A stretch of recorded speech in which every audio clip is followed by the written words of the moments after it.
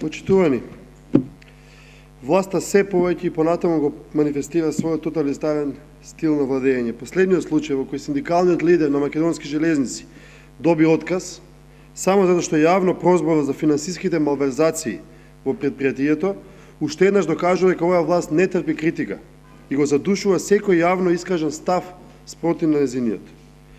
Во изминативе години многу често имавме можност да видиме како власта на дело ја спроведува оваа репресивна политика, која води земјата во друштво на недемократските држави од третиот свет, за што всушност сведочат и сите релевантни меѓународни извештаи. Македонија е единствената земја во која во 21. век судот забрани легитимен штрајк по налог на владен министер. Кога Тодоров побара, судот експресно за само 2 дена донесе пресуда во негова корист. Кога синдикатот на лекарите поднесе жалба на оваа пресуда, таа со недели заглави во судските лавиринти. По меѓувреме власта си направи своји синдикати во здравството, кои се секогаш послушни и на кои ништо не им пречи во здравството. Всушност, секој пат кога граѓаните јавно ќе го искажат својот револт поради погрешните и штетни политики на власта, таа ги активира своите режимски платеници, составени од нејзини членови послушници, за да го разводни и девалвира автентичниот изблик и облик на незадоволство кај граѓаните. Такви беа тепачите на студентите на плоштадот, лажните жртви на транзицијата, лажните тунари, оние манипулантите од изгод приватизација и така натаму. Се изнагледавме контрапротести, на кои партиските војници на власта не знаат зошто протестираат, но јавно во камера знаат и потврдуваат дека излегле по директива на ВМРО-ДПМН.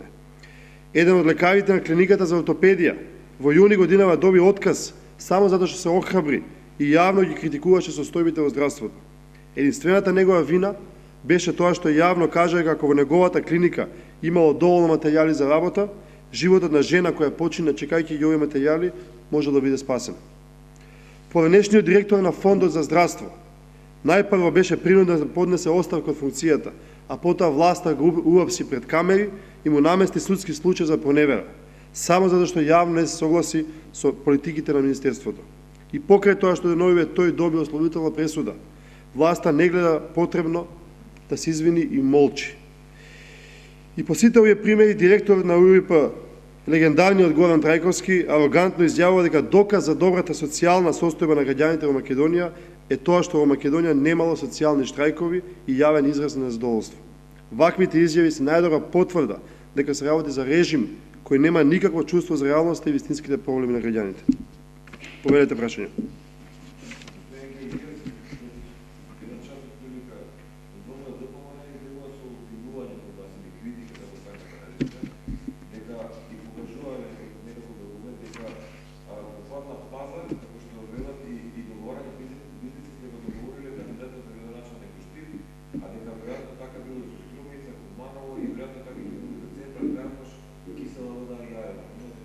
Имам коментар. Веројатно претпоставувате дека ВМРО-ДПМН нема да молчи за нашата успешна приказна кандидирање на кандидати за градоначалници во последниве 4 месеци кога почна работното лето.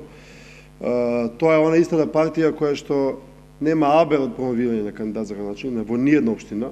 Тоа е она истата партија која што мака мачи како да им каже на актуелните градоначалници дека се комплетно неуспешни и да ги смени да даде нови кандидати, само 4 години после нивно начело на општината.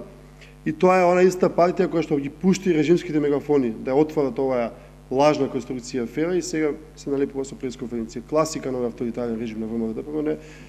Ви гарантирам дека во иднина до локалните избори ќе расте стравот, ќе расте паниката, ќе расте нервозата од нивните лоши или непостоечки кандидати за градоначалници визави нашите, и ние сме спремни на тоа и немаме ни воопшто ни идеја, нити намера да се занимаваме претерано со таквите конструкции. Да.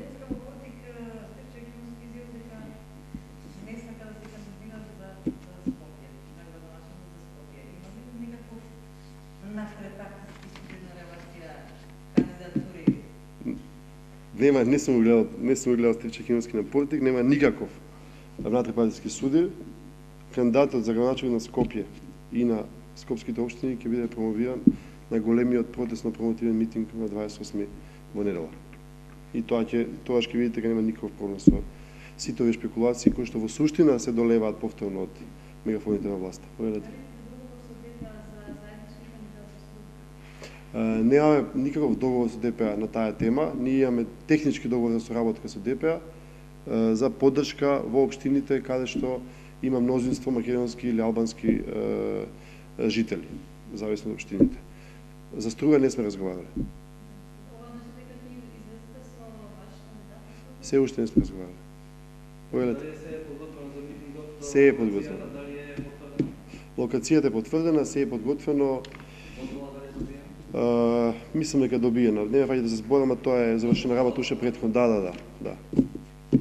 Така да нема никаков ни технички, ни суштински проблем околу тоа. Се уште го работиме сценариото, ќе ми извините за тоа, но ќе да знаете набрзо.